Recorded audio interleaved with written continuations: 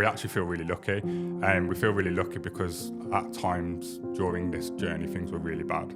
I can't imagine it. I was flung into chaos and I absolutely had support. Is this whole experience, it must have done, change your perspective on life in total?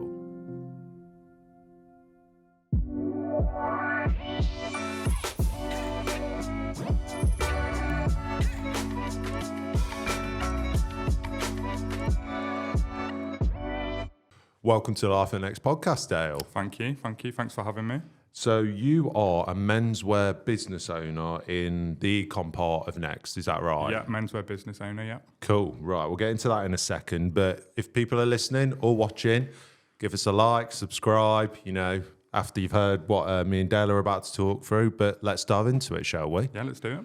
So explain to me what a menswear business owner in ecom actually is. Yeah, it's a good question. It's a mouthful on it sounds good on LinkedIn as well. For the record, I don't actually own menswear because I think Giles and the product team would have something to say about that. Essentially, I own the online business. So how I would explain it is the product team do a great job designing, sourcing, buying the product. Half of that probably goes to our retail stores. We've got like 550 retail stores, and the other half comes to us online. Essentially, what we do is in e-commerce, we're in the middle of lots of different other teams, and so we'll bring the product to market. We'll work with brand marketing. We'll work with various different teams to pull out trend messages, customer experience on the website. But basically, everything you see on the website, my team would have had a part in that. Oh, okay, so it's basically putting menswear in the best digital position it can be.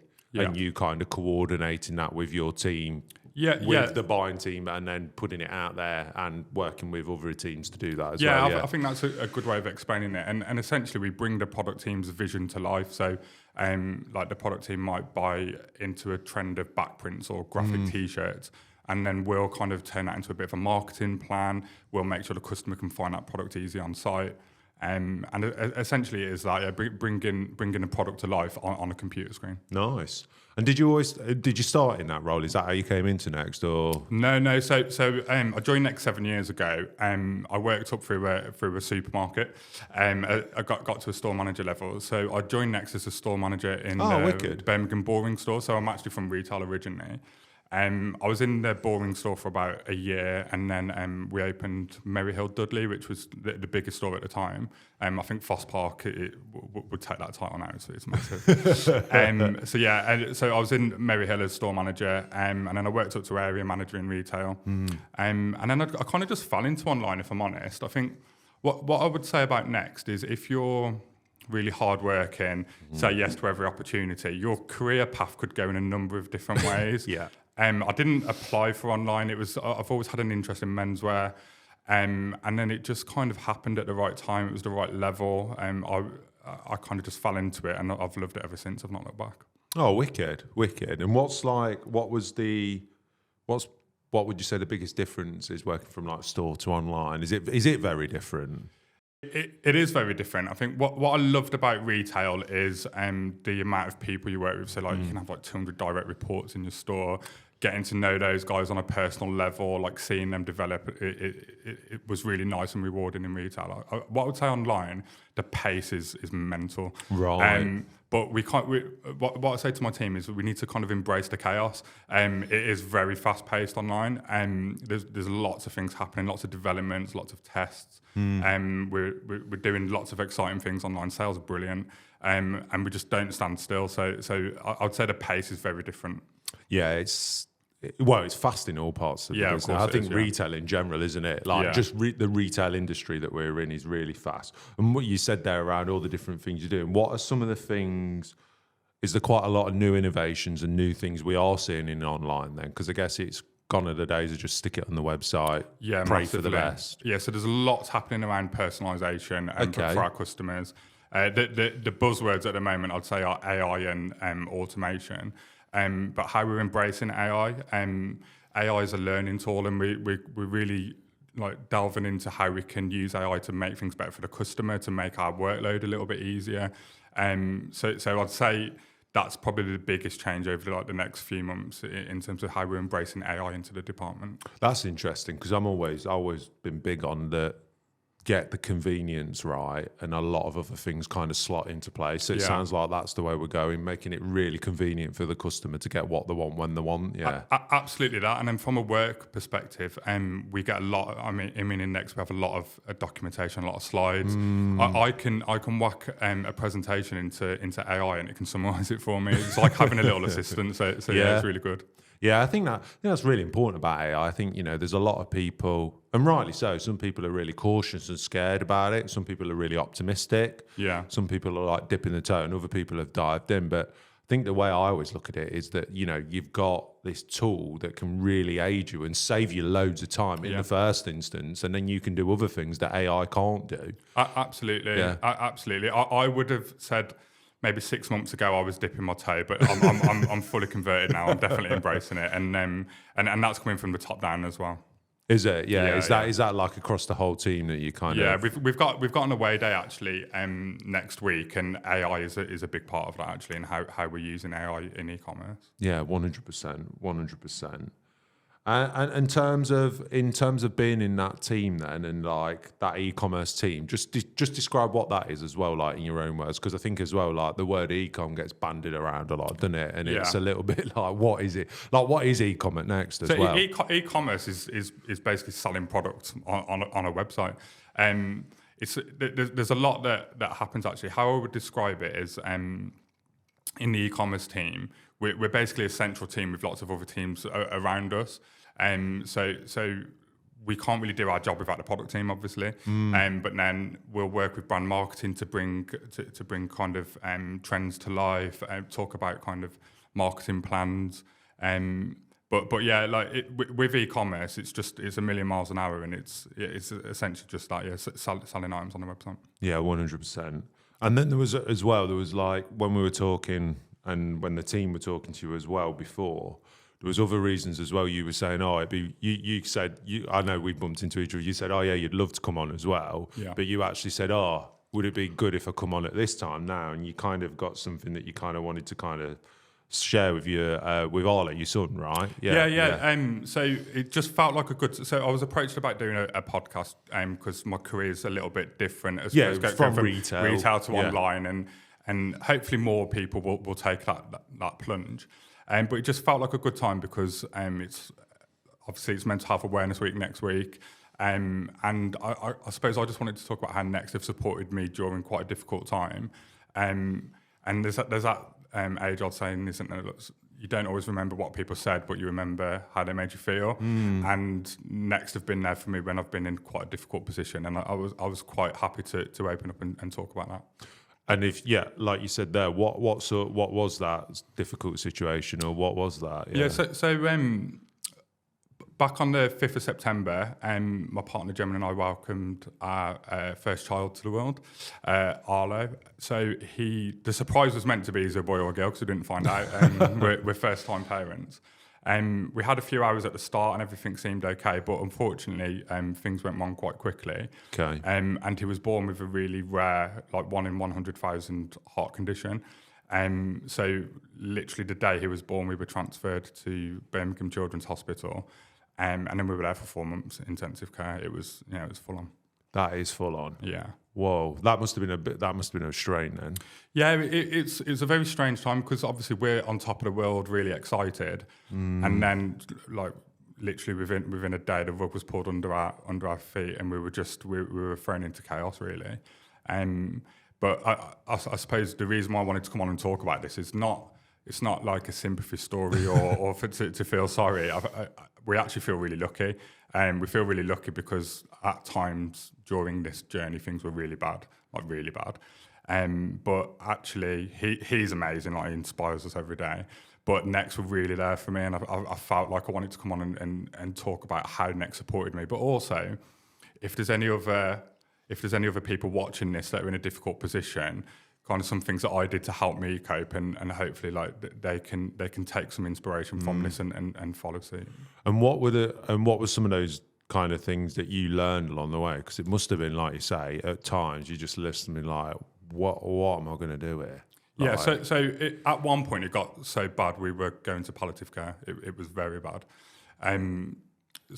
there's 3 charities that really helped us. So obviously, Birmingham Children's Hospital is a charity anyway, and like no stone was left unturned. The level of care we got from there was superb.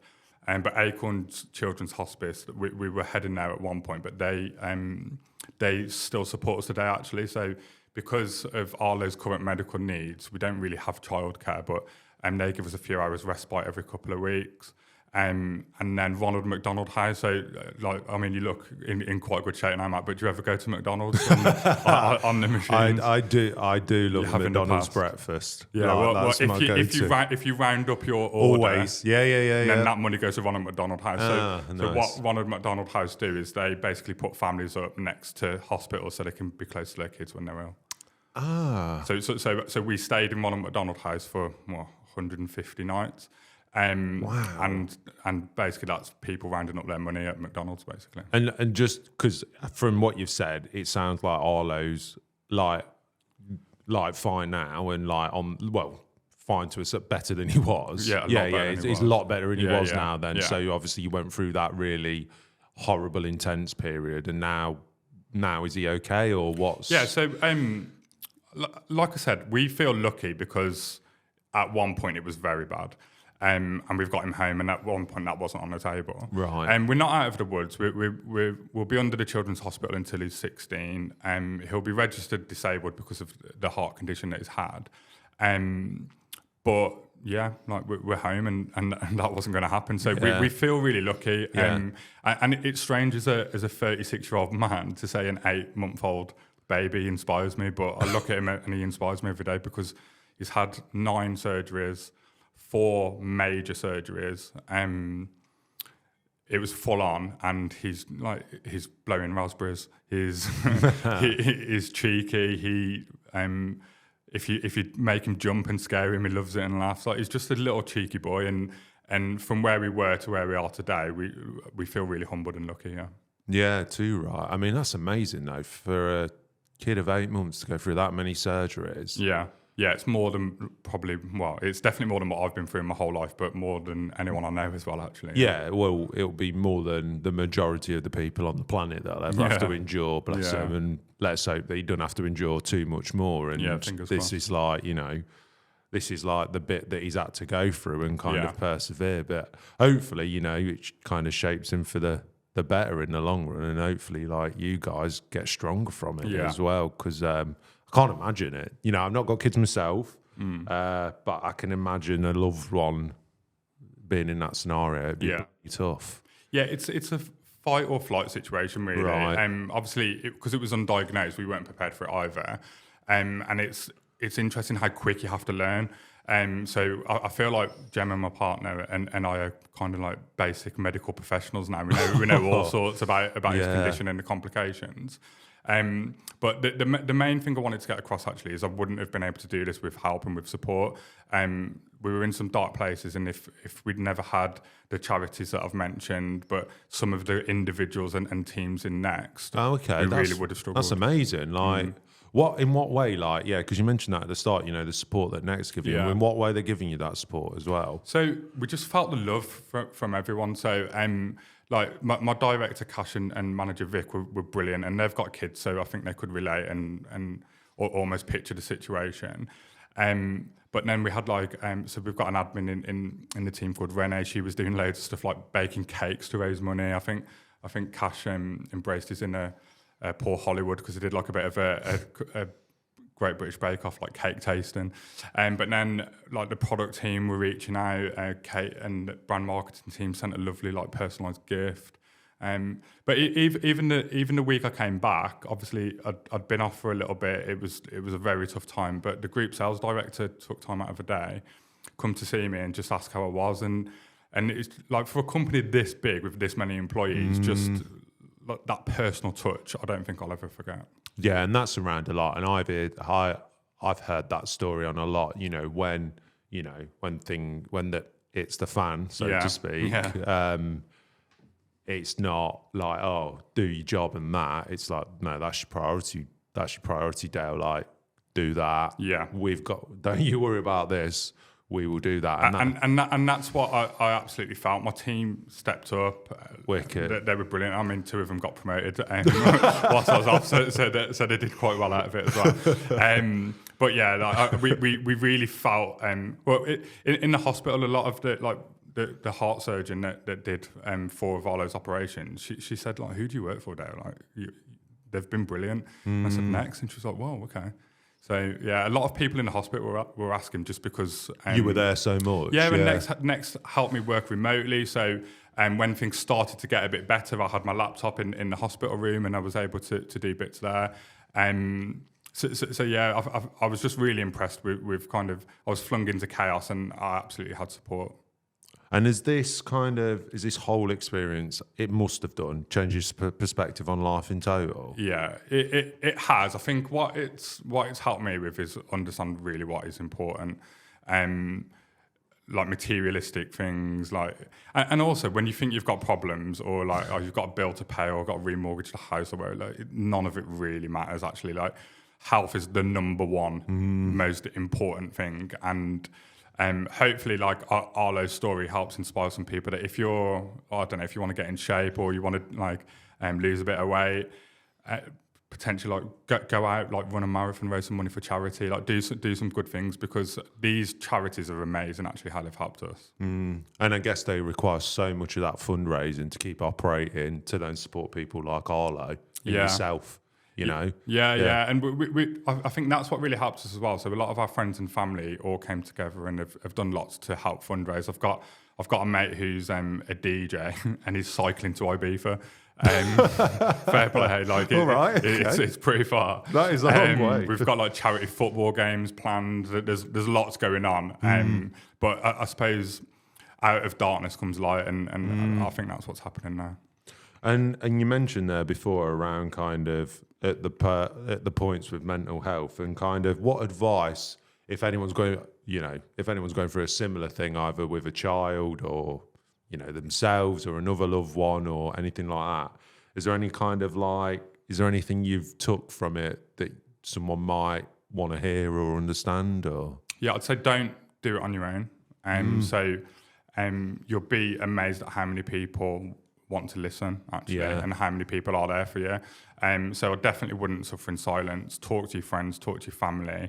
Not everyone is as blessed, but there's lots of great charities out there as well. Like at Next, we've got like all sorts signposted on the Wellbeing site.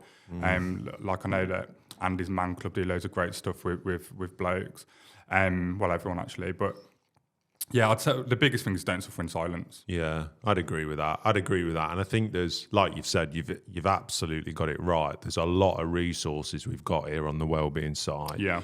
And it could be you do something in a group. It could be actually you want that one-to-one therapy. Yeah. It could be, you know, you just need to kind of vent, or it could be you just want to understand more. And, you know, excuse me, there's loads of different things to do that you can tap into that I think is really key. It's good it's good we've got that really, because if we didn't, I think sometimes a lot of people would be like, where do I start? Yeah, where to go, and you can start Googling things and go down lots of different rabbit holes. But no, there's some really great tools. So I would strongly recommend if anyone is in need of help to start there actually, because there's lots of brilliant things there. Well, I appreciate you sharing all that. No, it's really like, you know, it's quite personal, and it can't be an easy thing to think about and go through. But, you know, massive admiration for you doing that and kind of coming on and sharing it, you know, seeing you kind of now, and you as well taking like almost like the positives of it and not dwelling too much on the negatives, which obviously are there. Yeah, you know, still massively there. And like I said, we do feel lucky. Where we were, if you offered us this back in October, we would have bit your hand off. So we're really conscious that we're not comparing Arlo to other kids at his age, and development wise, he's on his own path and he's smashing it, to be fair to him. But yeah, this is a good news story for us, actually, not a negative. Yeah, 100%. I mean, go Arlo, that's what I say. Yeah, go Arlo, 100%. Well, if everyone's enjoyed listening to that, please, you know, check us out, subscribe, like, and appreciate you coming on the Life at Next podcast, Dale. Thank you. Thanks for having me.